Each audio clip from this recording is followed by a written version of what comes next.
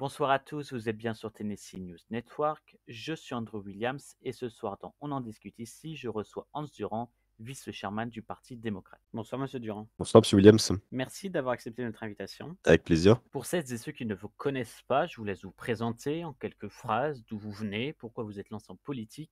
Vous avez le champ libre. Alors, je suis Monsieur Durand, donc Hans Durand.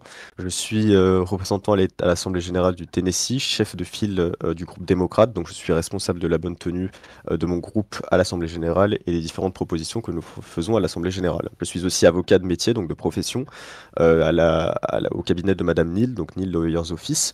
Je suis donc avocat senior, responsable de plusieurs dossiers, de plusieurs clients dans le comté de Davidson. Dans mon passé, je suis actuellement père d'une fille unique avec ma femme tout simplement, et nous vivons au Tennessee. Je suis un catholique, issu d'un père louisianien à moitié du Tennessee, donc avec un père qui vient de Louisiane et une mère qui vient du Tennessee. Et ma mère est d'origine mexicaine, donc je suis latino-américain par ma mère. Avant ça, dans ma jeunesse, j'étais aussi un conseiller juridique avant de devenir avocat. Et j'étais aussi un fervent activiste démocrate du Sud qui a participé à beaucoup d'avancées majeures dans les droits de notre État et de notre pays. Merci pour cette présentation. En février 2025, Donald Baker devient gouverneur sous l'étiquette du Parti démocrate. Une première depuis juillet 2020. De nombreux projets ont lieu, comme le Baker Care, la réduction du taux d'imposition des entreprises et le soutien aux petites entreprises, mais également la création d'un département de lutte contre la fraude fiscale, le droit au congé payé, des propositions parfois impopulaires, comme l'interdiction des armes automatiques. Monsieur Durand, quel bilan tirez-vous de l'action du parti ces derniers mois dans l'État? Déjà, il faut savoir que, avant de commencer, pour défendre Monsieur Baker et puis finalement les politiciens, c'est en général, les politiciens sont plus appréciés quand ils partent que quand ils arrivent et quand ils sont au pouvoir. Donc, bon, enfin, c'est normal que Monsieur Baker ait une popularité qui est moins bonne que lorsqu'il est arrivé, car en général, on les apprécie plus quand ils partent. Et ça, c'est pour n'importe quel politicien. Pour les armes automatiques, alors, je vais parler un petit peu de tous les projets qui ont été mis en place et je vais surtout parler, je vais parler des plus impopulaires, mais aussi des plus populaires. Mais je vais commencer par les armes automatiques parce que je trouve que c'est quelque chose qui est très important dans le sens où beaucoup de citoyens se posaient la question de est-ce que c'était nécessaire, est-ce que c'était populaire ou est-ce que c'était impopulaire. Alors, bon, en premier lieu, je vais parler des preuves et de la nécessité, des arguments de pourquoi est-ce qu'il fallait interdire les armes automatiques. Le premier, c'est bien évidemment le fait que les 49 autres États de l'État de l'Union, finalement, interdisent les armes automatiques, hormis nous. Donc avant qu'on interdise les armes automatiques, on était le seul État qui n'interdisait pas les armes automatiques. À partir de là, il faut se poser la question de pourquoi est-ce qu'ils les ont interdites. C'est une évidence. Les 49 autres États interdisent les armes automatiques parce que c'est un taux de criminalité et ça augmente le taux de criminalité de façon drastique. Les armes automatiques sont des armes de guerre, ce sont des armes que nous n'utilisons pas chez nous, ce ne sont pas des armes que nous utilisons pour se défendre, ce sont des armes de guerre qu'on utilise pour faire la guerre. Certains États autorisent les armes automatiques, mais ce sont les armes de collection. Voilà, ce ne sont pas des armes automatiques que nous utilisons pour se défendre, mais uniquement des armes de collection. Les autres États les interdisent parce qu'ils savent très bien que c'est une preuve et un argumentaire à avancer comme quoi ça augmente la criminalité et que ça ne peut être accepté dans un État comme un État de l'Union et les États-Unis d'Amérique. Un État démocratique finalement. Bien évidemment, on peut se poser d'autres questions, comme la question économique. Je vais tout simplement expliquer les arguments avancés par les républicains, notamment qui disent que ça va détruire l'économie de nos armuriers. Alors non, ça ne va pas détruire l'économie de nos armuriers parce qu'il y a ce qu'on appelle l'offre et la demande, le fait de comment fonctionne l'économie. Lorsqu'un individu n'a plus de quelque chose à vendre, l'acheteur va tout simplement aller acheter autre chose. Par exemple, vous allez un supermarché, lorsqu'il n'y a plus de mandarines à vendre, vous allez acheter une orange. Lorsqu'il n'y a plus de patates douces à vendre, vous allez acheter des pommes de terre, tout simplement. Là, c'est comme l'armurerie et c'est comme ça que ça fonctionne. Lorsque tout simplement des acheteurs vont voir que les armes automatiques ne sont plus disponibles à la vente, ils vont tout simplement acheter des Glock 19 ou ils vont acheter tout simplement des Remington, des armes qui sont semi-automatiques, qui ne sont pas forcément et qui n'ont pas la nécessité d'être automatiques. Ça, les clients ne viennent pas exprès pour acheter des armes automatiques à l'armurerie. Ils viennent acheter une arme pour se défendre et pour pouvoir appliquer l'amendement de la Constitution des États-Unis, qui dit que nous pouvons être armés et nous pouvons être armés pour nous défendre. Et encore une fois, cette Constitution, on la respecte, vu que la Cour suprême a accepté notre proposition lorsqu'elle a été choisie à l'Assemblée générale. Donc voilà, l'arme automatique, c'est quelque chose de véridique. C'est impopulaire certainement. Alors, je veux dire que c'est impopulaire parce que beaucoup de citoyens, comme M. Blackwell est venu dans votre interview, il a dit qu'il a parlé aux citoyens et qu'ils lui ont dit que c'était impopulaire ou je ne sais quoi. Alors moi, j'ai pas parlé aux citoyens. J'ai parlé à d'autres personnes. C'est aussi des citoyens, mais qui font un métier très spécifique, ce sont les policiers. J'ai parlé à un sergent de Townsend et la première chose qu'il m'a demandé, c'est est-ce que vous allez être candidat pour être gouverneur? J'ai dit oui, si je gagnais les élections internes au Parti démocrate, comme vous le savez. Et la première chose qu'il m'a demandé, c'est est-ce que vous allez continuer la politique de Baker dans la mise en place de l'interdiction des armes automatiques? Je lui ai dit oui. Vous savez ce qu'il m'a dit? Il m'a dit merci. Merci beaucoup parce que c'est nécessaire pour notre protection. C'est nécessaire pour la protection de nos policiers. C'est eux les premiers visés par les armes automatiques et par cette politique de guerre qui a été mise en place par les républicains finalement. Et je suis malheureux qu'on soit le dernier État à interdire les armes automatiques, mais je suis heureux qu'on ait rejoint nos confrères des autres États américains qui eux aussi interdisent les armes automatiques et que nous soyons le dernier État qui les autorisait. Et maintenant nous n'avons plus aucun État qui les autorise finalement. C'est peut-être impopulaire, mais c'est efficace. Et nous attendons le rapport de M. Ross d'ailleurs qui va l'envoyer à l'Assemblée générale pour que nous discutions. Ensuite, il y a finalement les propositions économiques de M. Baker. Donc ça, c'était pour les armes automatiques. J'ai défendu les 3 points que je voulais défendre. Notamment le taux d'imposition qui est passé de 7%.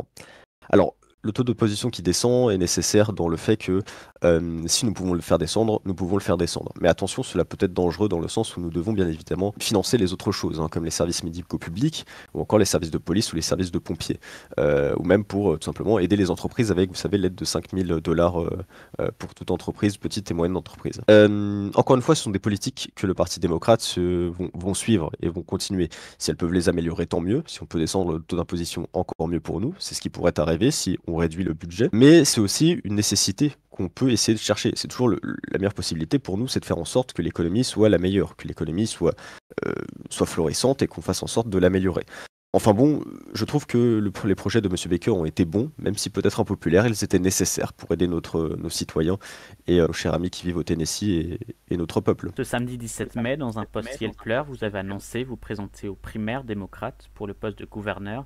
Qu'est-ce qui vous a motivé à le faire? C'est très difficile comme question, mais je vais y répondre. Alors, vous savez que je ne suis pas quelqu'un qui suis attaché à l'exécutif et au pouvoir exécutif. Moi, je suis un législateur. Quelqu'un qui écrit les lois, qui fait en sorte de les voter à l'Assemblée et qui fait en sorte de négocier pour faire en sorte qu'on vote nos lois finalement. Mais je pense que c'est nécessaire de faire en sorte de proposer des nouvelles têtes. Vous savez, le Parti démocrate est extrêmement florissant. C'est-à-dire que vous avez de tout dans le Parti démocrate, hein. Vous avez des personnes qui sont plus dans le libéralisme de Biden, par exemple.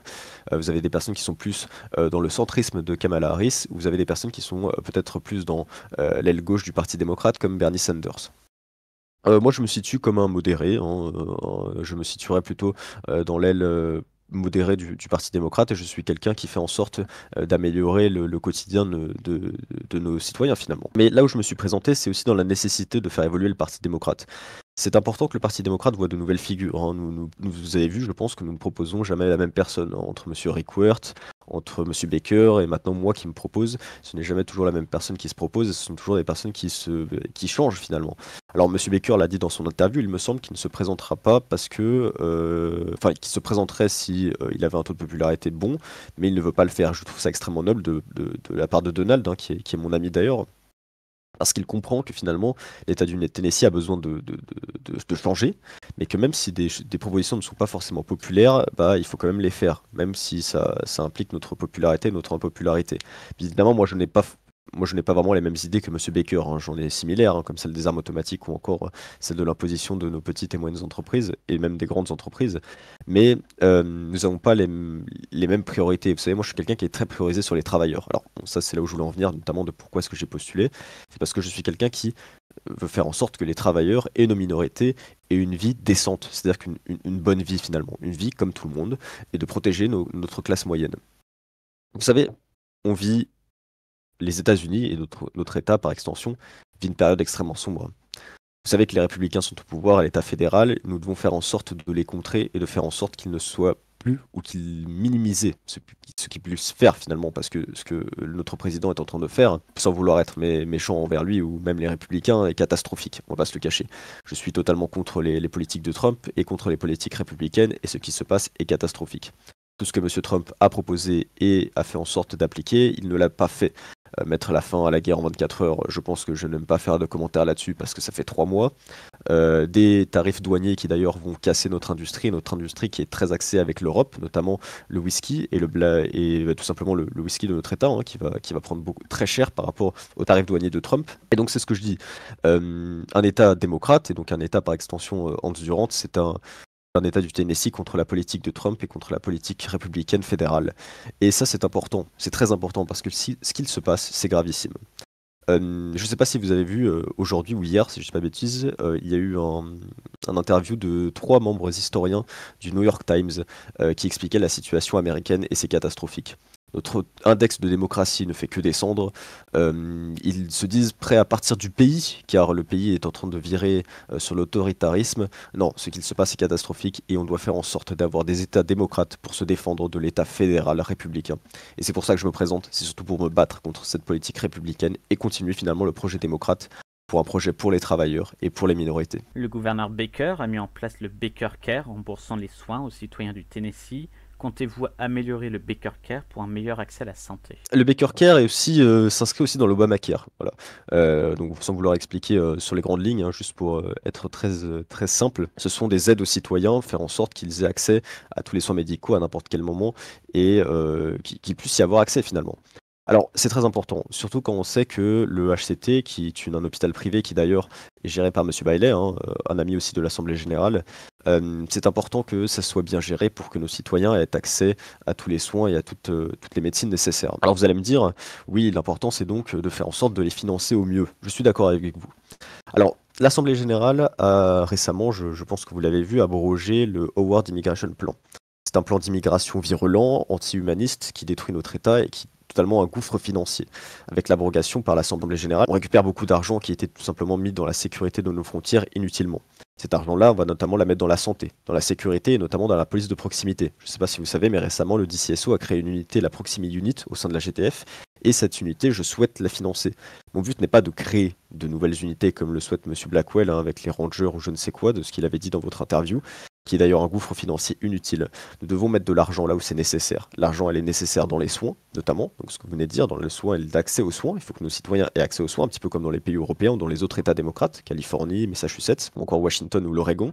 Ce sont des États où l'accès aux soins est très important et le financement des soins est nécessaire. Et dans ce cas-là, il faut abroger des plans inutiles comme l'Howard Immigration Plan, qui permettent de renforcer nos frontières alors qu'aux dernières nouvelles, nous n'avons pas de frontières avec de pays étrangers, et de faire en sorte de donner cet argent à des polices de proximité et à améliorer la santé. L'une des mesures phares du gouverneur Baker a été l'interdiction des armes automatiques. Vous avez dit tout à l'heure que c'était nécessaire, mais est-ce que si vous êtes élu gouverneur, comptez-vous maintenir cette interdiction ou l'assouplir? Non, elle sera maintenue. Alors déjà, elle a été votée par l'Assemblée générale, hein, donc moi je ne proposerai rien pour l'enlever, ça restera comme cela et ça ne bougera pas. Alors, encore une fois, je l'expliquais tout à l'heure de pourquoi est-ce que ça ne bougera pas, et ça reste les arguments valables que je continuerai à défendre. Donc, encore une fois, c'est les autres 49 autres États qui ont interdit les armes automatiques, hormis les armes de collection, mais en tant que démocrate, même moi je trouve qu'il n'est pas nécessaire d'avoir des armes automatiques de collection. Donc, quand on parle d'armes collection, notamment, on parle d'armes de collection qui ont été créées pour la Seconde Guerre mondiale ou encore pour la guerre du Vietnam, et qui sont gardées tout simplement, pas utilisées, mais gardées pour collection. Alors, ils peuvent, mon but n'est pas de faire en sorte de faire la même chose. Mon but est juste d'interdire les armes automatiques, car pour moi et donc pour certains policiers, notamment dont j'ai parlé, c'est vraiment une cause principale de criminalité. Je ne sais pas si vous vous baladez de temps en temps à Townsend ou à Nashville ou même dans le comté Davidson, parce que c'est là où on se trouve actuellement, mais dans les autres comtés de l'État, c'est là où j'ai oublié de le dire, mais par exemple, moi je suis représentant du comté d'Hamilton, donc Châteaunaga, si vous voyez où c'est. Et dans ces villes-là, les tirs d'armes automatiques qu'on pouvait entendre dans le passé, nous ne les entendons plus. Nous n'entendons plus aucun tir automatique. Et je peux vous dire déjà, ça fait du bien pour les oreilles, mais ça fait aussi du bien pour nos policiers qui sentent qu'ils sont en sécurité finalement. Parce que toutes ces personnes que nous demandons pourquoi est-ce qu'ils sont heureux ou pas heureux d'avoir les armes automatiques, c'est surtout pour leur avis personnel et pour leur collection personnelle. Mais il faut prendre en compte aussi la vie de nos services de secours qui tous les jours sont confrontés à ça, qui tous les jours sont blessés à ça. Je ne sais pas si vous savez, on a eu deux adjoints blessés. Par quoi ils ont été blessés? Par des Uzi. Et les Uzi sont des armes automatiques. Encore une fois, voilà, notre véritable combat, il est là. Notre véritable ennemi, il est là, ce sont les armes automatiques. Donc non, je ne ferai pas du tout en sorte de l'annuler. Je ferai en sorte de la continuer comme M. Baker l'a fait et comme le Parti démocrate le fait dans sa lignée politique. Vous n'avez pas peur que pour la prochaine Assemblée générale, si le Parti démocrate n'a pas de majorité comme aujourd'hui, il y ait un retour des armes automatiques dans le Tennessee? Oui, j'ai peur. J'ai peur qu'il y ait un retour aux armes automatiques dans le Tennessee. Car les autres trois partis qui se présentent, donc hormis le Parti démocrate, ce sont trois partis qui souhaitent régulariser les armes automatiques. Mais enfin bon, c'est malheureusement le jeu des politiques. Si les gens et la démocratie décident que ces partis doivent être au pouvoir et doivent être des partis qui souhaitent annuler les armes automatiques et les remettre en place, enfin annuler la législation je parle, hein, et remettre en place les armes automatiques, soit ça sera comme ça, c'est le jeu de la démocratie. Mais j'invite les gens à comprendre et nos citoyens à comprendre que s'il faut voter un parti pour être contre les armes automatiques, c'est le Parti démocrate qu'il faut voter. Car les trois autres partis n'interdiront jamais les armes automatiques, ils feront leur maximum pour faire en sorte qu'elles soient relégalisées dans notre État. Mais je pense que ça, il le sous-estime beaucoup. Parce que lorsque vous prenez le sondage sur les armes automatiques qui a été fait par Townsend News il n'y a pas très longtemps, il me semble que c'est un pourcentage de 54-46%. 54 qui est pour la régulation des armes automatiques, le retour des armes automatiques, et 46% qui sont contre les armes automatiques. Mais ces 46%-là sont des 46% personnes qui vont devoir voter pour le Parti démocrate, car c'est le seul parti qui amène cette volonté d'interdire les armes automatiques. Mais parce que c'est nécessaire d'interdire ces armes automatiques, c'est nécessaire pour la protection de nos pompiers, c'est nécessaire pour la protection de nos policiers, c'est nécessaire pour la protection de notre garde nationale. Et puis, et puis nous ne les interdisons pas et nous ne les mettons pas à la poubelle. Nous faisons en sorte de les racheter et de les redistribuer à notre sécurité. Si notre sécurité est meilleure, nos citoyens pourront juste acheter d'autres armes, sans forcément que ce soit des armes automatiques qui continuent à se défendre comme le demande notre Constitution. Là où je veux en venir, c'est que même si nous perdons, le Parti démocrate pourra être fier d'avoir tenté d'arrêter les armes automatiques. Et puis, lorsque le shérif Ross, je ne sais pas si c'est positif ou négatif, mais le shérif Ross a fait une déclaration comme quoi il allait envoyer un rapport à l'Assemblée générale qui discutera et qui parlera du fait d'avoir interdit les armes automatiques et qui fera en sorte de nous dire si c'était efficace ou pas efficace, et que les partis verront. Parce que j'en suis quasi sûr, hein, parce que si tous les policiers me disent que oui, c'était efficace, alors je pense que le rapport de M. Ross le sera aussi, et je l'espère bien. Si ça ne l'est pas, le Parti démocrate se sera trompé, mais si ça l'est, alors les partis vont certainement devoir changer, sinon ils vont devoir se casser à la réalité et devoir avouer qu'ils font ça uniquement par opportunisme et par pouvoir, c'est-à-dire, vu que c'est impopulaire, moi je suis contre parce que je veux être au pouvoir. Non, nous ne fonctionnons pas comme ça. Nous voulons l'interdire parce que nous savons que ça met en danger notre sécurité. Alors le Radical Party propose une transition écologique rapide, mais qui pourrait avoir des conséquences importantes sur l'économie de l'État.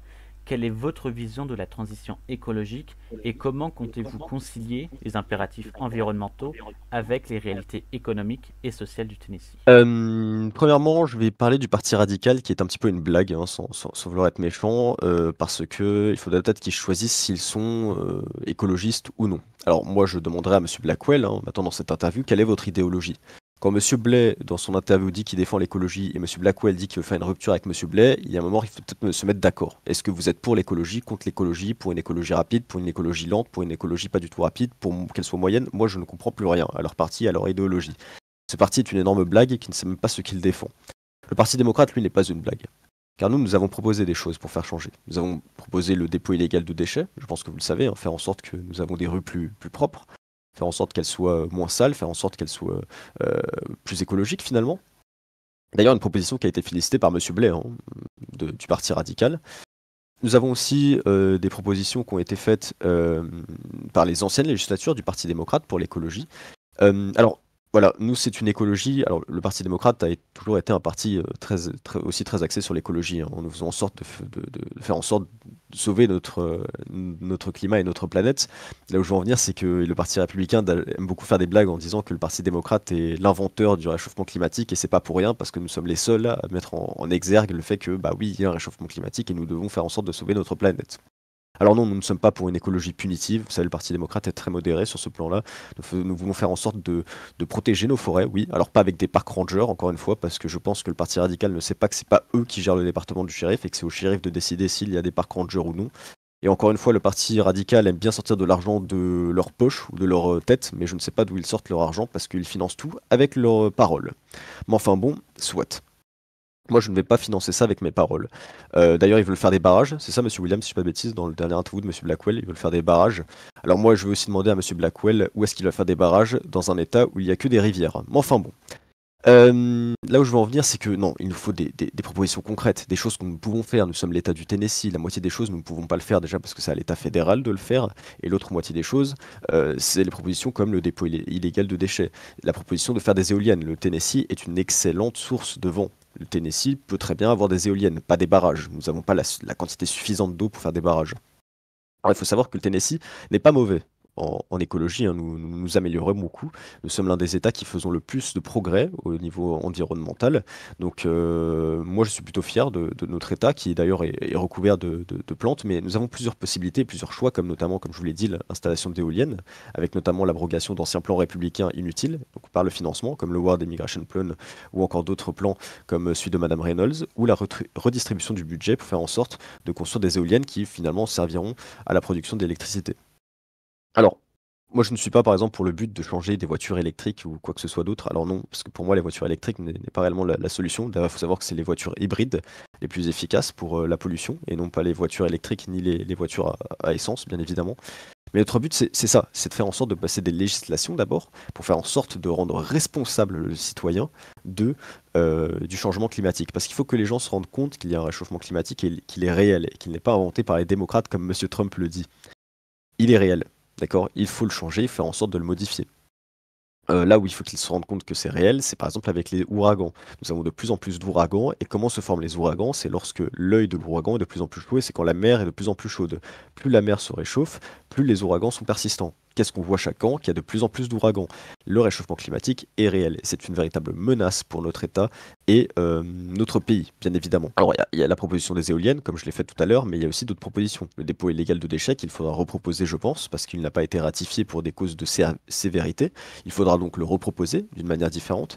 Mais évidemment, il y a des possibilités, des choses à trouver. Le financement, pas forcément d'une taxe verte, mais de faire en sorte, je ne me suis pas encore penché précisément, mais par exemple de faire en sorte qu'il y ait une taxe sur les véhicules qui gaspillent beaucoup d'essence, ou mais vraiment beaucoup d'essence, hein, pas une taxe énorme, hein, de 1% par exemple.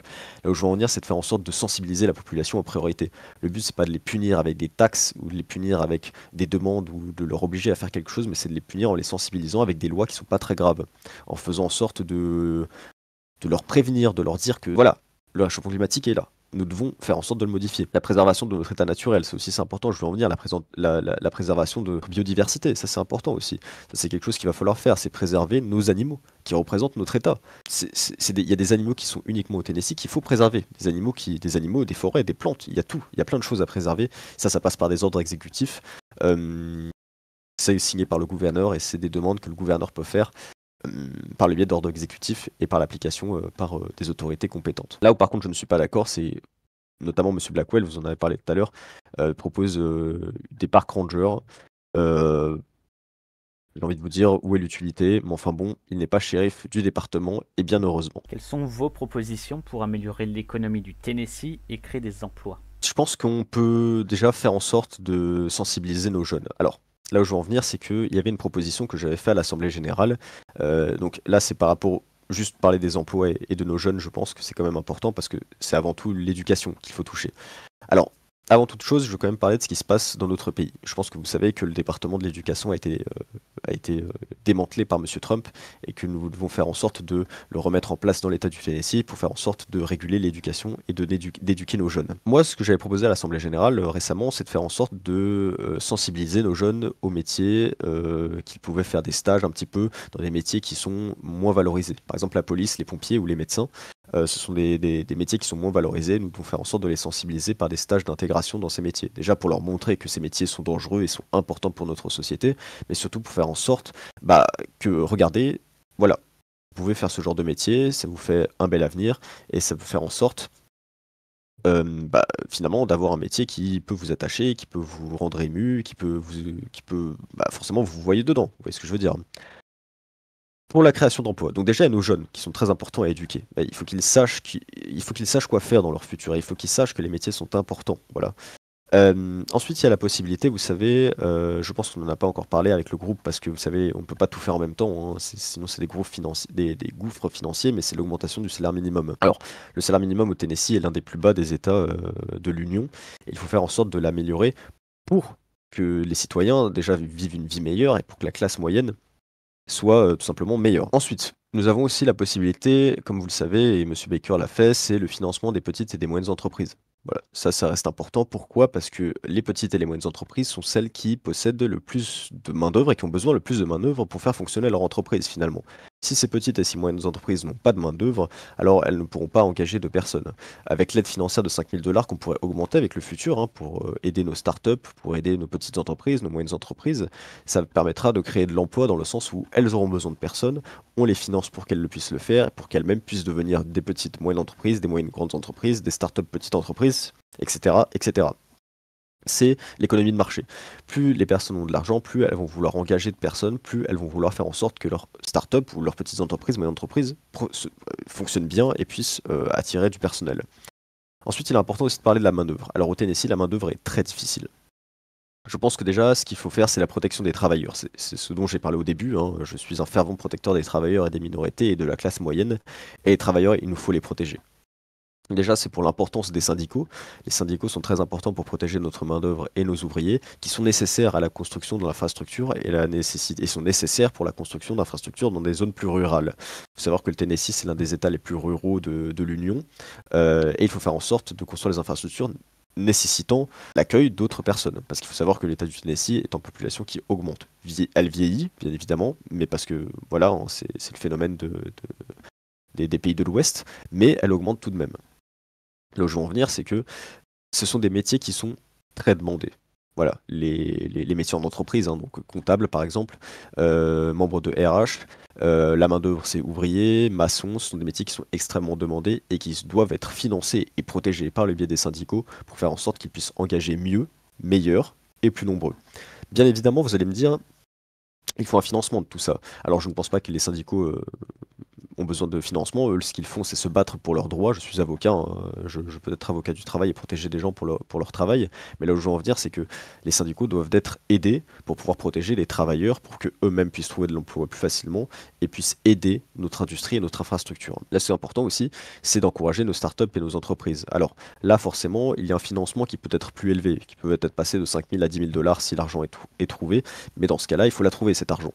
C'est une possibilité, mais si nous trouvons cet argent par notamment le fait que l'économie du Tennessee augmente, alors l'argent sera plus facilement trouvable, et aussi par l'abrogation d'autres projets qui ne sont pas vraiment nécessiteux. Mais ça, encore une fois, c'est des projets qui peuvent être annulés, des anciens projets proposés par les Républicains, parce que le Parti démocrate, lors de cette législation, n'a pas abrogé beaucoup de projets républicains. Il en a abrogé un gros d'ailleurs, le World Immigration Plan, qui demande beaucoup d'argent, mais il faut qu'il abroge plus d'anciens plans républicains qui ne sont pas nécessiteux pour notre État, et qui doivent être abrogés pour financer nos petites moyennes entreprises et faire en sorte qu'elles puissent engager des employés, qu'elles puissent faire en sorte de s'agrandir et d'engager encore plus d'employés, car c'est comme ça que ça fonctionne. Plus on finance de petites et de moyennes entreprises, plus elles vont pouvoir engager de personnes, et plus des personnes vont pouvoir travailler dedans pour les aider, et puis continuer à travailler. C'est comme ça qu'on crée de l'emploi. Au niveau du public, je vous l'ai dit tout à l'heure, il faut que l'éducation soit en sorte de sensibiliser nos jeunes au métier du public, pompiers, policiers, etc., etc. À la différence de M. Blackwell, encore une fois, c'est que M. Blackwell veut faire en sorte de sensibiliser la police à recruter plus. Alors encore une fois, ce n'est pas à nous de faire ça, ça c'est au shérif de le faire, c'est un élu local, c'est à lui de savoir s'il faut engager plus de personnes ou non, mais c'est encore moins au gouvernement de dire à M. Ross quoi faire. Il sait très bien quoi faire, il sait très bien gérer ses effectifs, il le fait, nous on n'intervient pas, il recrute plus s'il faut, il recrute moins s'il le faut. S'il pense que c'est nécessaire, il le fait. Et d'ailleurs, c'est ce qui se passe, hein, parce qu'il y a des recrutements tout le temps. S'il pense que ce n'est pas nécessaire, il ne le fait pas. Mais je ne pense pas qu'il soit nécessaire de financer des campagnes de recrutement quand on sait que M. Ross gère très bien ça sans nous. Alors vous avez à moitié répondu dans ma précédente question, mais je vous la pose. Allez-vous continuer à soutenir les petites entreprises et les entrepreneurs en augmentant peut-être l'aide de 5 000 dollars aux entreprises dont le capital est inférieur à 8 500 dollars, ou bien en réduisant davantage le taux d'imposition qui est actuellement à 7%? Je ne pense pas que le taux d'imposition puisse être réduit. Encore une fois, comme je l'ai dit au début, c'est très difficile à le réduire. Je ne pense pas que ce soit vraiment la possibilité, et je ne pense pas que c'est sur ça que nous allons nous axer. Nous n'allons pas nous axer sur réduire le taux d'imposition, par contre, nous allons nous axer sur l'augmentation de l'aide. Donc passer de 5 000 à 10 000 dollars est une possibilité qui puisse être faite. Notamment par l'abrogation d'anciens plans républicains qui sont très coûteux. Là, je pense que c'est totalement concevable d'augmenter l'aide aux entreprises. Alors, réduire le taux d'imposition, je ne pense pas. Je pense que la taxe imposée par M. Baker est bien comme ça. D'ailleurs, qu'elle a été réduite de 20 à 7%. La réduire encore plus sera très difficile pour notre État, notamment pour le financement de nos autres projets. Mais je pense que l'aide aux petites entreprises peut être augmentée de 5 000 à 10 000 dollars. Ça, c'est tout à fait possible. Encore une fois, moi, je dis ça dans la réalité des choses. Voilà, je travaille à l'Assemblée générale, je travaille en politique depuis très longtemps. Il faut que ce soit des choses réalistes et optimistes. Et il faut qu'on puisse se dire, oui, ça c'est possible à faire. Il y a des choses qui ne sont pas possibles. Il ne faut pas vendre du rêve quand on ne peut pas. C'est ce que M. Blackwell fait en proposant des choses qui sont des gouffres financiers abyssaux. Non, il faut qu'on propose des choses qui sont possibles. Réduire le taux d'imposition est possible, mais dans l'état actuel, non. Augmenter la prime pour les petites et moyennes entreprises, ça, c'est possible. Quelle est votre vision pour l'avenir de l'éducation dans le Tennessee? Allez-vous rendre l'enseignement et notamment l'enseignement supérieur plus accessible et abordable? Excellente question. La première chose dont je vais parler, c'est ce qui se passe dans notre pays avant de parler de notre État. Alors, vous savez que M. Trump a démantelé le département de l'éducation, hein, donc il n'y a plus personne qui gère le département de l'éducation au niveau fédéral, et M. Trump souhaite que les États le fassent eux-mêmes. Hormis le fait que la plupart des États républicains n'ont donc pas voulu recréer ce département de l'éducation dans leur État, nous, on veut le faire, comme les autres États démocrates finalement. On veut le faire car c'est important pour notre jeunesse. Comme je l'ai dit tout à l'heure, le département de l'éducation peut s'occuper de la sensibilisation de nos jeunes aux travaux, tout simplement dans dans les services de secours, donc police, pompiers et médecins. Là où je veux en venir, c'est que il y a évidemment nos universités. Donc, on a des universités qui coûtent très cher aux États-Unis, notamment celle de Memphis et celle de Nashville. Alors, on peut encore une fois apporter une aide à ces universités, mais je ne pense pas que ce soit la nécessité. Je pense qu'il faut qu'on se concentre sur le fait déjà d'éduquer nos jeunes en priorité, et notamment par le biais d'instauration et de garder notre département de l'éducation, car on est le seul parti à vouloir encore garder ce département de l'éducation. Le Parti radical, j'en sais rien parce qu'ils n'en parlent jamais et lorsqu'ils en parlent, ils esquivent le sujet. Mais en tout cas, le Parti démocrate, lui, et les autres partis, j'en parle pas parce qu'ils veulent pas le garder, mais le Parti démocrate, lui, souhaite garder ce département de l'éducation qui est nécessaire pour la suite de nos jeunes et qui est nécessaire, faire en sorte que nos jeunes soient éduqués avant de se reconvertir dans des universités. Je ne pense pas que l'aide à l'universitaire soit en fait notre priorité. L'aide, c'est d'abord d'éduquer nos jeunes et de faire en sorte de garder notre département de l'éducation fort et nécessaire. Je tiens à noter que c'est là d'une force. Un point positif de Madame Reynolds, c'est qu'elle a augmenté le budget pour l'éducation. Et je pense que cette augmentation de budget, nous la garderons. Et je pense que c'est l'une des seules politiques de Madame Reynolds que je peux apprécier. Comment comptez-vous lutter contre la pauvreté, notamment pour faciliter l'accès au logement et pour réduire les inégalités sociales? Comme vous le savez, notamment en Nashville, à Townsend aussi d'ailleurs, il y a des grosses différences entre les bâtiments finalement. Quand vous allez à Townsend, vous avez le quartier d'Arlington qui est plutôt luxueux, qui était bien établi avec des personnes de belles maisons. Et puis vous avez Fox Hollow avec des établissements qui sont plus précaires, plus difficiles, moins chers. Alors je pense que, encore une fois, c'est une question de votre appartenance malheureusement sociale, c'est-à-dire si vous êtes issu de parents qui sont plus pauvres, de parents plus riches ou de parents de la classe moyenne. Mais le but, c'est de faire en sorte que notre classe moyenne reste forte. C'est ça l'importance. Pour que la classe moyenne reste forte, il faut qu'on fasse en sorte de les protéger, et notamment avec les syndicaux, j'en parlais tout à l'heure. Pour que notre classe moyenne soit forte, il faut aussi qu'on puisse leur donner la possibilité de rester forte. Et dans ce sens, je veux faire en sorte que les personnes qui habitent dans ces logements un peu plus difficiles, plus précaires, soit qu'on ait discuté avec eux, qu'on discute avec eux, parce que c'est beaucoup plus difficile de discuter avec eux. C'est des personnes qui ont des mauvaises visions de la police et qui ne pensent pas que la police sont vraiment leurs amis, alors que s'ils le sont, ce sont des représentants de l'ordre, de la sécurité, qui ils doivent discuter avec eux. C'est important. Comme le gouvernement et le législateur devraient discuter avec eux. Voilà. Moi, personnellement, j'ai discuté avec ces personnes qui travaillent dans le logement. Je suis d'ailleurs avocat de l'un de leurs à Townsend, qui a eu des difficultés.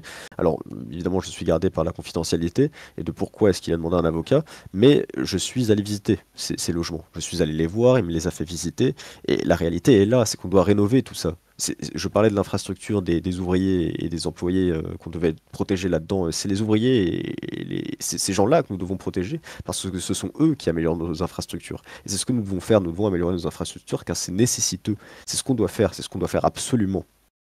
Alors à Nashville, c'est moins le cas parce que c'est une grande ville. Et les grandes villes en général ont beaucoup plus de main-d'œuvre. Mais les petites villes comme Townsend n'ont pas beaucoup de main-d'œuvre. Mais cette main-d'œuvre est nécessaire. Récemment, on a financé, enfin, M. Brown, il me semble, l'ancien gouverneur, a financé l'amélioration du poste de Townsend.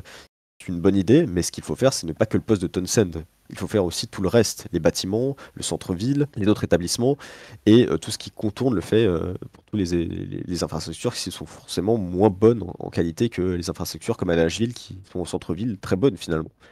Là où je veux en venir, c'est nos infrastructures sont importantes. J'en ai parlé tout à l'heure avec le fait qu'on devait beaucoup engager, et qu'on devait beaucoup engager dans cet emploi-là, et ben ça continue dans cette volée-là. Si on engage beaucoup dans ces emplois-là, si on engage beaucoup d'ouvriers, de maçons, de personnes qui sont dans la construction, alors nos infrastructures aussi auront plus de possibilités de rénovation. Et ça, c'est encore une fois quelque chose qui se passe tous les jours dans notre État en général, et nous continuerons ce projet-là dans la construction et la rénovation de nos bâtiments pour améliorer la qualité de vie de notre classe moyenne. Une question sans lien avec la précédente, quelle est votre position sur la question de l'immigration? Une question extrêmement importante. Alors, comme vous le savez, j'ai parlé de l'abrogation de l'Howard Immigration Plan. Voilà, c'est moi qui l'ai proposée à l'Assemblée générale. Elle a été votée oui par le groupe démocrate et contre le groupe républicain. Alors, encore une fois, moi je vais vous dire quelque chose, ce n'est pas à nous de gérer l'immigration. C'est à l'État fédéral. Ce n'est pas à nous de savoir qui rentre et qui ne rentre pas, c'est à l'État fédéral aussi. C'est eux qui gèrent l'immigration et l'État, et donc l'État étatique, donc je parle donc l'État du Tennessee, ne se charge pas de l'immigration. C'est à l'État fédéral. Ce sont eux qui ont les autorités compétentes pour se charger de ça, ce sont eux qui se chargent de ça. Cependant, Je trouve que l'État du Tennessee ne devrait donc pas rajouter des mesures, alors que l'État républicain et l'État fédéral se chargent déjà de tout ça. En ce sens, le World Immigration Plan n'est pas nécessiteux et est très coûteux pour des choses comme ça. Mon but n'est pas d'ouvrir les frontières car ça ne sert à rien, car l'État du Tennessee n'est pas proche de frontières. L'État du Tennessee, vous savez, pour aller au Mexique par exemple, il faut traverser l'Arkansas et le Texas. J'ai envie de vous dire, pourquoi renforcer nos frontières alors que le Mexique est à plus de 200 km de nous? 200 km, je suis gentil, hein. C'est beaucoup plus, hein. Je ne sais pas la distance exacte, mais il y a deux États entre nous, le Texas et l'Arkansas. C'est énorme, et tout le Texas je parle, hein. Donc en longueur, hein. Et le Texas c'est énorme. En plus de l'Arkansas. Deux États nous séparent, et l'augmentation des frontières n'est donc pas nécessaire. Notre but, c'est de faire en sorte déjà que la sécurité intérieure de notre État soit bonne. Car si la sécurité intérieure de notre État est bonne, alors la sécurité aux frontières sera bonne aussi. C'est pour ça qu'il est important de faire en sorte de financer nos polices de proximité euh, et non de renforcer nos frontières. Notre but, c'est de faire en sorte de laisser l'État fédéral se charger de ce qui est l'immigration et donc de se charger de ce qui est fédéral, et nous ne nous en chargeons pas. Ce n'est pas notre travail, ce n'est pas à nous de le faire. On laisse l'État fédéral le faire, on laisse M. Trump le faire, on laisse M. le Président faire, ce n'est pas à nous, tout simplement. Et quelle est votre position sur la peine de mort? Vous le savez, le Parti démocrate est contre la peine de mort, et je serai contre la peine de mort, comme tous les membres du Parti démocrate par la même occasion. Alors, on n'a pas encore fait de proposition pour la peine de mort, car il faut que l'État se rende compte qu'il faut aller en profondeur. Vous savez, là où je veux en venir, c'est que de toute manière, le Parti démocrate n'est pas le seul parti qui est contre la peine de mort. Le Parti libertarien l'est aussi. En ce sens, si le Parti libertarien et le Parti démocrate, eux, font la majorité de l'Assemblée générale, alors je demanderai au groupe démocrate et donc à son chef de groupe euh, de proposer le fait d'annuler la peine de mort pour simplement de l'ensemble des peines. Le Parti libertarien suivra car pour eux le libertarianisme est nécessaire et ce n'est pas à un humain de choisir la vie d'un autre humain, et donc on pourra tout simplement faire passer la peine de mort. Ça sera en tout cas dans mon programme, c'est oui la peine de mort, et ça sera certainement mon projet dans mon programme clivant, comme l'a été les armes automatiques pour M. Baker, c'est l'interdiction de la peine de mort dans notre État, comme il a été dans d'autres États démocrates comme la Californie, l'Oregon, Washington, Massachusetts, le Maine, et etc., etc. Mais je suis au courant, je le sais que ça sera quelque chose de clivant. Mais comme pour les armes automatiques, c'est quelque chose qui est nécessaire, car c'est quelque chose qui, et je veux l'expliquer pourquoi, parce que je pense qu'il faut les arguments. Alors, encore une fois, beaucoup de personnes vont avancer l'argument de ça coûte cher, les prisons, et nous devons faire en sorte de mettre fin à leur vie, ça coûte moins cher. Moi, je vais vous dire non, ça ne marche pas comme ça, parce qu'il y a quelque chose qui s'appelle le couloir de la mort, et le couloir de la mort, c'est ce qu'on fait pour faire en sorte d'avant les condamner à la peine de mort. C'est-à-dire que des personnes vont rester des années et des années et des dizaines d'années en prison avant qu'ils soient exécutés. Pourquoi? Parce que la peine de mort est quelque chose d'extrêmement grave, que nous devons faire en sorte de contacter tous les procureurs, les juges et les avocats de la personne pour être sûr et certain que la peine de mort est la conclusion finale. Parce qu'en général, quand vous êtes condamné à la peine de mort, vous faites souvent appel à la décision. Et donc, ça demande beaucoup d'argent. Ça demande beaucoup d'argent à la justice, ça demande beaucoup d'argent aux prisons. Et le couloir de la mort est un gouffre financier. Donc, dire que la peine de mort coûte moins cher, c'est être tout simplement inconscient de du réel argent demandé par la peine de mort. La peine de mort coûte extrêmement cher. En plus de ça, on peut se poser la question humaniste. Est-ce que c'est vraiment à un humain de décider si un autre humain doit mourir? Est-ce que vous pensez vraiment qu'on doit tuer quelqu'un? Parce que imaginons que quelqu'un a tué quelqu'un et que le juge le condamne à la peine de mort. Est-ce qu'on doit vraiment répondre la mort par la mort? Est-ce que vous pensez que c'est humaniste ça? Est-ce que vous pensez que c'est comme ça que nous devons réfléchir? Non, ce n'est pas comme ça que nous devons réfléchir, c'est quelque chose qu'on doit proposer au Tennessee. C'est quelque chose qu'on doit leur dire. Nous sommes au 21e siècle, en 2025. Nous ne répondons pas à la peur par la peur. Le Parti républicain aime beaucoup faire ça, et nous sommes le Parti démocrate. Et nous répondons pas à la peur par la peur, mais nous répondons par l'humanisme. Et l'humanisme, c'est le suivant. Nous ne voulons pas gaspiller de l'argent pour la peine de mort, et nous ne voulons pas tuer quelqu'un parce qu'il a tué quelqu'un. Quelles sont vos propositions pour améliorer les relations entre la police et les communautés, et vos propositions pour également améliorer les relations entre le bureau du procureur et le gouvernement, où il y a eu des difficultés ces dernières semaines? Encore une fois, merci beaucoup pour cette question, Monsieur Williams, parce que j'ai des annonces à faire. Alors, premièrement, le financement de la Proximity Unit, alors la GTF, et je remercie beaucoup Monsieur Ross, que je salue, hein, qui a fait une avancée extraordinaire pour notre État, c'est l'application de la Proximity Unit au sein de la GTF. Alors c'est totalement incroyable. Je félicite Monsieur Ross pour ça, parce que ça fait en sorte d'avoir une unité qui est au contact de la population. C'est tout simplement incroyable, Monsieur Williams, vous en rendez pas compte. On aura une unité qui pourra discuter avec les gens et qui pourra juste parler avec eux. Une unité qui sera juste là pour discuter, pour savoir ce qui se passe, pour finalement jouer avec eux, pour parler avec eux. Et ça, vous vous rendez pas compte à quel point ça me fait plaisir. Le gouvernement fera en sorte de financer cette nouvelle unité, fera en sorte de financer donc la GTF de M. Ross et donc de son département pour les Proximity Units et pour voir comment ça fonctionne. Encore une fois, comme pour les armes automatiques, on demandera à M. Ross est-ce que c'est efficace, et là, pour la Proximity Unit, on financera et on lui demandera si c'est efficace, parce que c'est comme ça qu'on évolue. C'est comme ça qu'on fait changer les choses, c'est en améliorant des choses. Même si ça ne marche pas, on tente. On tente, même si ça ne marche pas. La Proximity Unit de Monsieur Ross en est l'exemple. Nous financerons cette Proximity Unit et je félicite beaucoup Monsieur Ross et lui envoie toutes mes amitiés, car c'est ce genre d'action qui fera en sorte d'améliorer notre État. Pour le bureau du procureur, il faut savoir que nous avons déjà engagé des discussions pour proposer notre procureur. Là où je me sépare de Monsieur Baker, eut le malheur de proposer un procureur général qui n'était pas du parti. Malheureusement, j'étais aussi d'accord avec lui à cette époque, mais je ne suis plus d'accord avec lui. Maintenant, je pense qu'il faut proposer quelqu'un du Parti démocrate. Je propose Monsieur Caldwell, qui d'ailleurs sera certainement soutenu par Monsieur Turner. Mais je proposerai Monsieur Caldwell, qui est un procureur du district, avec un leadership excellent, avec des connaissances excellentes, pour être mon ami, et celui qui sera nommé au procureur général pour gérer le procureur et le bureau du procureur. Je pense que Monsieur Turner sera content de savoir que c'est l'un de ses plus fidèles acolytes, qui pourra être le prochain procureur général. Et c'est comme ça que nous améliorons le bureau du procureur général avec un procureur général qui était de la même affiliation politique du gouverneur pour qu'il puisse discuter et se mettre à une table et se dire oui, c'est comme ça que nous devons faire parce que nous avons les mêmes idéaux politiques. C'est comme ça que nous devons faire en sorte d'améliorer notre bureau du procureur avec des formations augmentées pour le bureau du procureur, comme pour la police et la Proximity Unit, avec leur financement de leur équipement et le financement de la formation du bureau du procureur. Tout simplement. Quelles mesures comptez-vous prendre pour protéger les droits des travailleurs et améliorer les conditions de travail? Aujourd'hui, le salaire minimum est de 9 dollars par heure. Comptez-vous l'augmenter? C'est comme pour le financement des petites entreprises et des moyennes entreprises et le taux d'imposition. Si nous avons la possibilité de l'augmenter, on le fera. Si on a l'argent pour l'augmenter, on le fera. Parce que, bon, évidemment, il faut savoir que l'augmentation d'un salaire minimum, c'est un gouffre financier. Ça demande beaucoup d'argent, hein, même si c'est de, je ne sais pas, 50 centimes ou de 1 dollar, ça coûtera beaucoup d'argent. Et il faut faire en sorte de trouver une possibilité de l'augmenter si on peut le faire. Évidemment, c'est le but, c'est d'augmenter le salaire minimum. Si on peut le faire, on le fera. Parce que ça peut être une bonne possibilité pour notre État finalement d'avoir des travailleurs mieux payés, avec un salaire minimum plus élevé. Et si on peut le faire, on le fera. Je pense aussi que c'est important qu'on fasse voter les citoyens pour ça. Et je pense que ça pourrait même être une bonne idée si on faisait un référendum et leur demander s'ils pensent que ce soit une bonne idée ou non d'augmenter le salaire minimum. Si c'est favorable, alors le référendum sera appliqué et voté à l'Assemblée générale. Et dans ce cas-là, alors on aura l'augmentation du salaire minimum et pourra faire en sorte de mieux payer nos travailleurs et faire en sorte de satisfaire les syndicats. Les syndicats, c'est aussi très important, car c'est eux qui vivent au sein des travailleurs, c'est eux qui améliorent la vie de nos travailleurs et ils sont nécessaires pour faire en sorte d'octroyer des nouveaux droits à nos travailleurs. On pourra faire en sorte de travailler avec eux, de les amener à la table de discussion pour un potentiel référendum. Je pense que ce n'est pas quelque chose qu'on doit mettre à l'écart.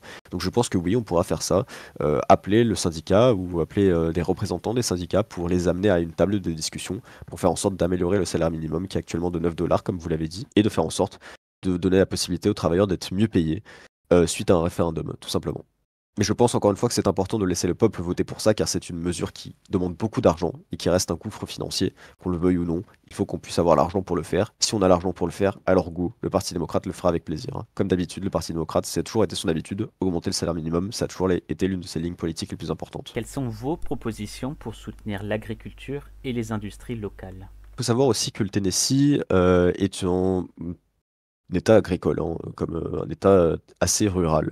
Comme l'Iowa, c'est un des États assez similaires, hein, d'ailleurs que des positions politiques aussi assez similaires. Alors l'agriculture, c'est quelque chose d'assez difficile à en parler puisque c'est des travailleurs aussi qui sont dans la nécessité de l'aide. Là où je veux en venir, c'est que l'agriculture, c'est un travail où le salaire minimum ne s'y applique pas vu qu'ils ne sont pas gérés par une entreprise, mais en fait, ils travaillent pour eux-mêmes. C'est-à-dire que ils vendent ce qu'ils vendent, ils achètent ce qu'ils achètent, et s'ils sont affiliés à des entreprises, ils vendent aux entreprises ce qu'ils ont à faire. Mais le problème est sous-jacent pour les problèmes agricoles, parce qu'on a beaucoup de problèmes agricoles, et notamment sur la pousse. Alors je ne sais pas si vous savez, mais on a beaucoup de crises avec les pommes de terre notamment. Les pommes de terre, c'est pareil, c'est parce que les terres sont moins bonnes. Mais pourquoi les terres sont moins bonnes? Ça, il faut le comprendre, pourquoi. C'est parce que le réchauffement climatique en est la base première. C'est pour ça que les agriculteurs ont du mal. C'est parce que le réchauffement climatique et le fait que notre terre change, et finalement les mers changent, et le fait que la terre se réchauffe parce que finalement la couche de l'ozone est percée, où les UV peuvent plus facilement rentrer. Alors nos plantes et nos agriculteurs vont avoir du mal à faire pousser ce qu'ils souhaitent pousser. Pas parce que c'est pas drastique, hein, ce que je veux dire, c'est que c'est de jour en jour et d'année en année. Mais je pense qu'il y a une possibilité à faire en sorte de, eux aussi, pas des financements, parce que on peut pas non plus tout financer, ou on pourra peut-être financer, encore une fois, si on trouve l'argent. Hein. Si on a l'argent, on pourra faire en sorte de les financer. Mais il faut surtout aller les voir. Alors, Je pense qu'il est important, par exemple, de mettre un haut commissaire au commerce et donc à l'agriculture, et notamment de faire en sorte de travailler avec eux, de parler avec eux pour directement être en contact du gouvernement avec un haut commissaire responsable de tout ça. Car actuellement, nous n'avons pas de haut commissaire à l'agriculture, mais je pense que c'est une bonne idée d'en avoir un qui sera en déplacement constant sur Townsend, par exemple, pas sur Nashville, parce que forcément il n'y a pas d'agriculteurs, mais pourra être en constance déplacement sur des villes comme Townsend tout simplement. Donc je pense que notamment en mettant en place un gouvernement avec un haut commissaire au commerce et donc à l'agriculture aussi, pour être en contact direct avec les commerçants et donc les agriculteurs du coin pour savoir finalement quelles sont les positions du gouvernement et que doit faire le gouvernement pour agir. Quelle est votre vision pour l'avenir des zones rurales du Tennessee? Je pense que vous le savez, l'urbanisme est quelque chose qui touche tout le monde et tout. Pour les téléspectateurs et téléspectatrices qui ne savent pas ce que c'est l'urbanisme, c'est le déplacement des populations des zones rurales aux zones les plus urbaines. Alors, pourquoi est-ce qu'ils font ça? Bon, premièrement, parce que les zones urbaines, en général, possèdent plus de métiers, plus d'avenir pour leur vie, finalement, et plus de possibilités de travail. Mais je pense qu'il faut leur donner, eux aussi, la possibilité de travailler. Comme je vous l'ai dit, avec le financement et l'éducation de nos jeunes, on va faire en sorte, bien évidemment, d'aussi sensibiliser les personnes dans les zones rurales, car il y a des écoles, bien évidemment. Mais ça, c'est une réalité.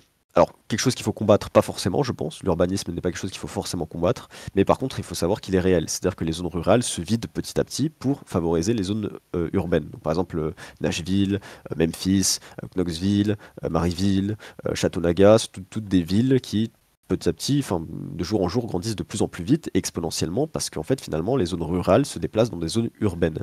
Mais j'ai envie de vous dire, là aussi, c'est un problème, c'est que ça vide nos zones rurales. Toutes nos zones rurales ne peuvent pas être vides. Il y a l'agriculture qui est importante.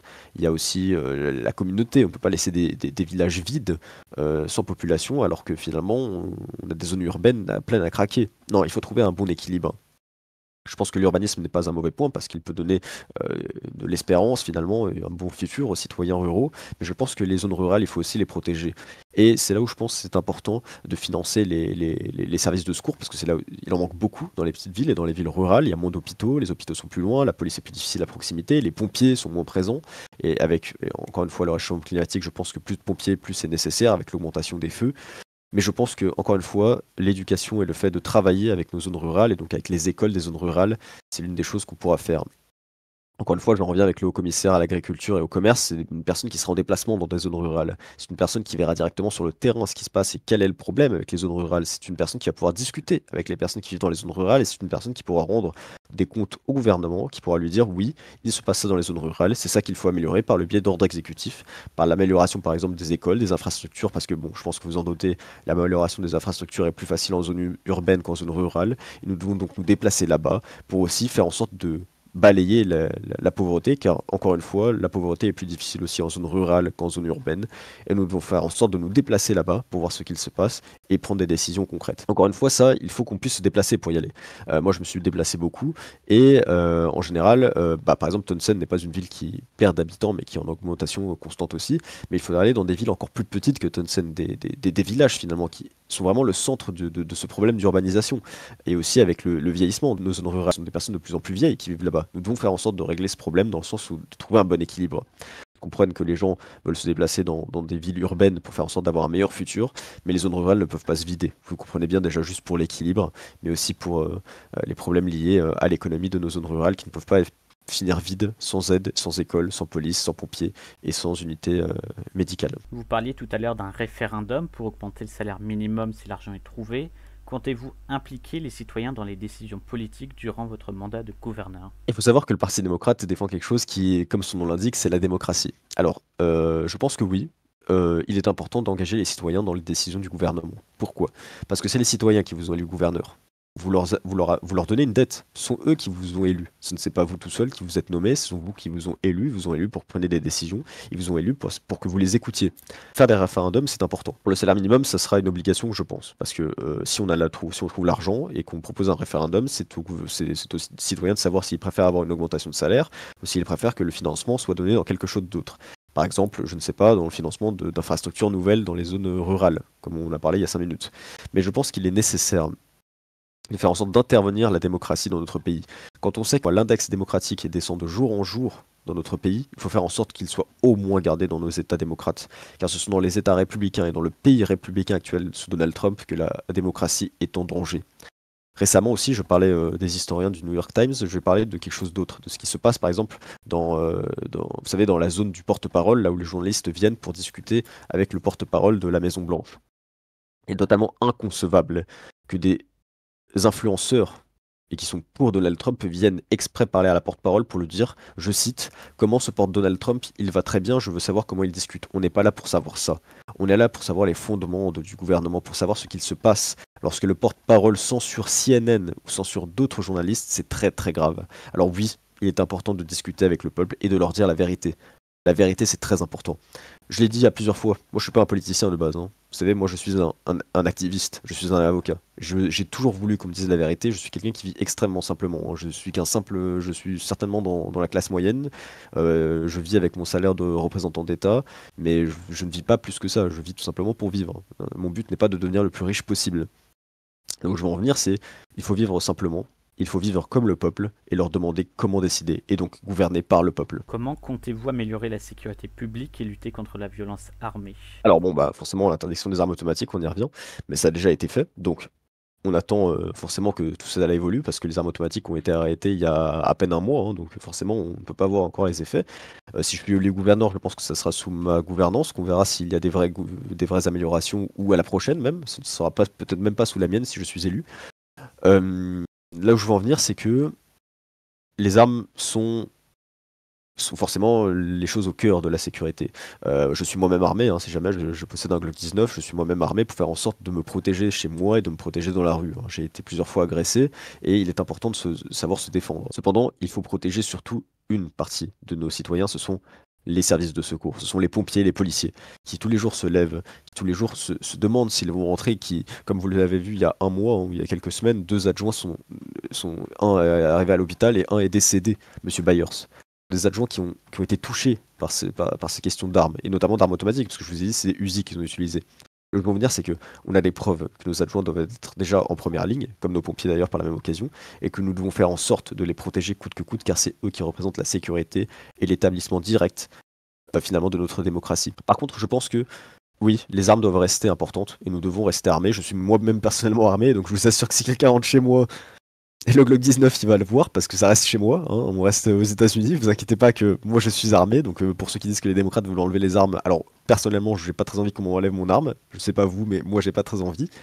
Mais il faut rester. Il faut rester sûr de soi et sûr des décisions qu'on fait. Et donc il faut savoir se défendre et savoir utiliser les armes et notamment sensibiliser les gens à l'utilisation des armes finalement. Il faut pas que non plus, et c'est pour ça qu'il y a des déclarations d'ailleurs, hein. Il faut déclarer son arme, mettre son lieu de résidence, etc.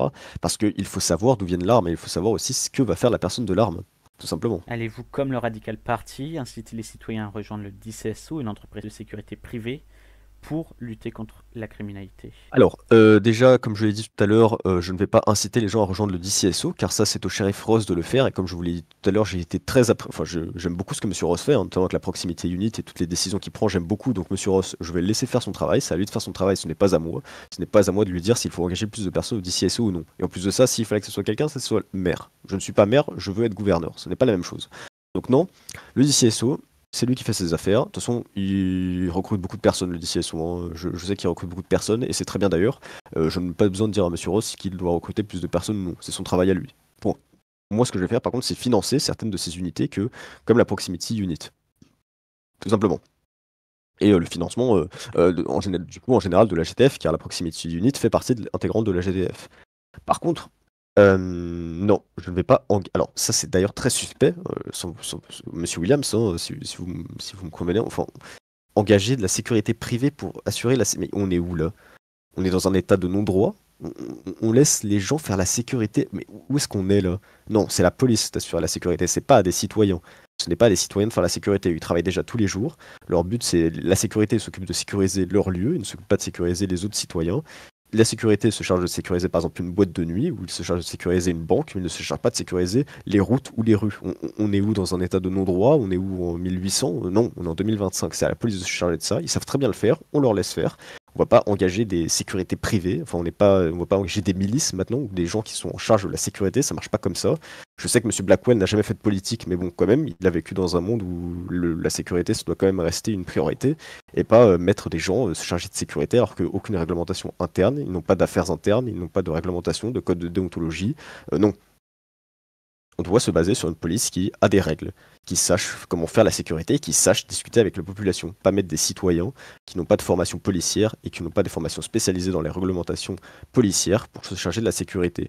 Donc je dirais à Monsieur Blackwell, déjà apprenez la politique parce que c'est pas comme ça que ça marche, et deuxièmement, où est-ce que vous avez vécu, parce qu'en tout cas c'est pas au Tennessee. Si vous êtes élu, quels seraient les premiers projets que vous allez réaliser? Je pense que la première chose que nous devons mettre en place, c'est les différents hauts commissaires. C'est là où je fais une rupture avec Monsieur Baker, c'est de mettre plus de hauts commissaires chargés de différentes missions.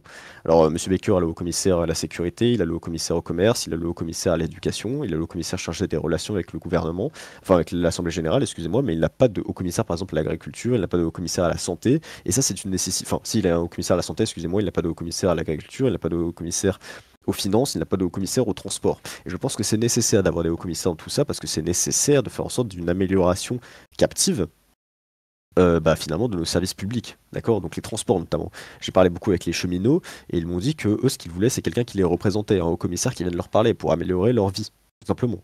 Et ils m'ont par exemple proposé que les services de transport soient gratuits. C'est une proposition qu'on pourra étudier, notamment dans mon programme, mais ça vous le verrez donc dans mon programme quand je le posterai.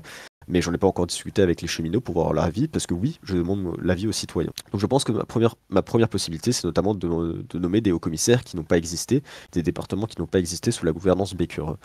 Euh, le deuxième, c'est de bien évidemment faire en sorte d'améliorer l'économie du pays, de faire en sorte qu'il soit plus stable.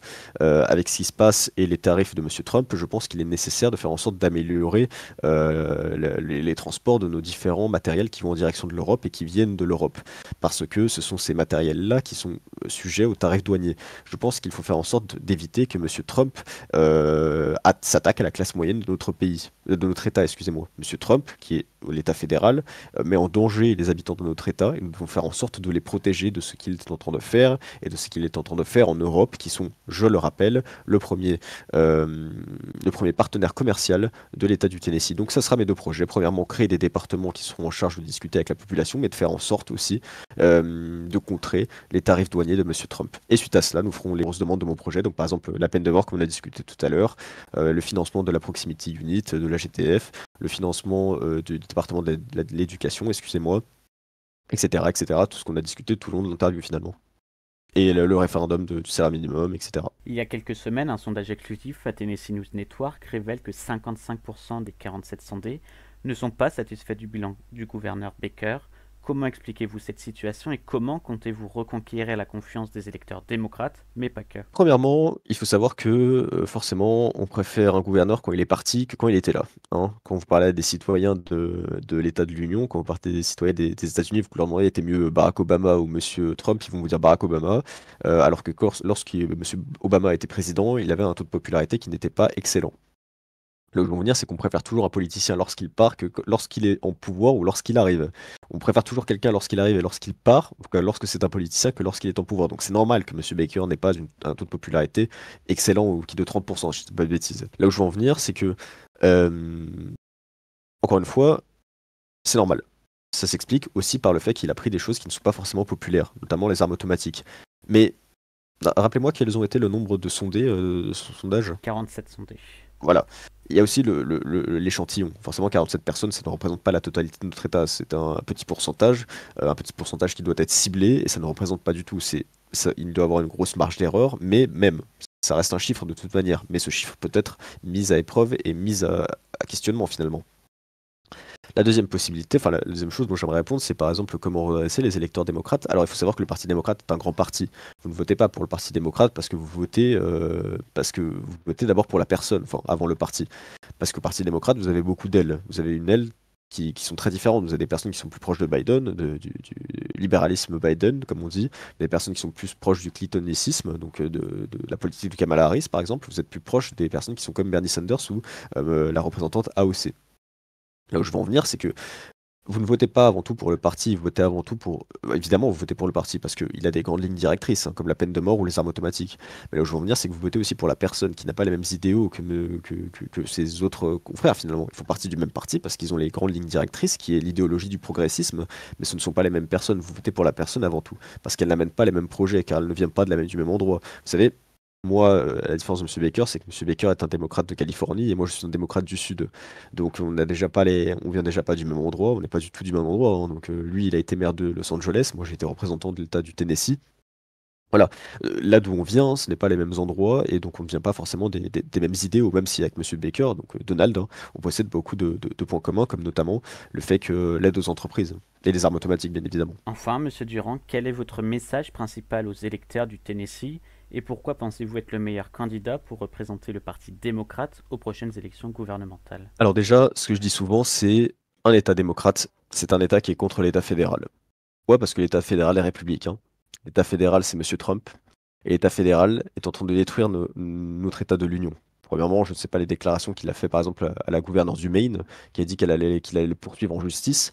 Monsieur Trump menace nos gouverneurs. Il a peur de nos gouverneurs parce qu'il sait que nos gouverneurs peuvent se rebeller et peuvent demander sa destitution à plus de 2 tiers de l'ensemble des États, ce qui n'arrivera bien évidemment pas parce qu'il y a beaucoup d'États républicains. Mais là où je veux en venir, c'est que les États démocrates se rebellent contre ce qu'il fait, parce que ce qu'il fait, ça détruit notre économie, notre classe moyenne. Donc un Tennessee démocrate, c'est un Tennessee qui n'est pas pour la politique de Trump. C'est un Tennessee qui sera contre la politique de Trump, c'est un Tennessee qui veut être plus fort, qui veut protéger sa classe moyenne, qui veut protéger ses minorités, et ces minorités, que ce soit raciales, des minorités religieuses comme auxquelles j'appartiens, ou encore des minorités, par exemple des personnes handicapées, ou encore de leur orientation sexuelle. Là où je veux en venir, c'est que ça sera un Tennessee qui sera contre sa politique, un Tennessee qui se veut démocratique, un Tennessee qui ne se veut pas tarif douanier, c'est la meilleure chose, non, un État qui se veut qu'on soit meilleur au niveau des autres États, au niveau économiquement, mais aussi un point de vue fort, un Tennessee soudé, un Tennessee qui ne règne pas avec la division, mais qui règne avec l'unisson. Notre but, c'est qu'on soit unis, pas divisés. Notre but, c'est finalement qu'on travaille ensemble, qu'on gouverne ensemble et qu'on vote ensemble. Par exemple, le référendum, c'est des choses qui sont très importantes pour la démocratie et qui sont très importantes pour notre État. Là où je veux en venir aussi, c'est que il ne faut pas se faire la guerre des partis, comme M. Blackwell se mène contre le Parti libertarien et le Parti démocrate. Il faut se comprendre, trouver des points communs.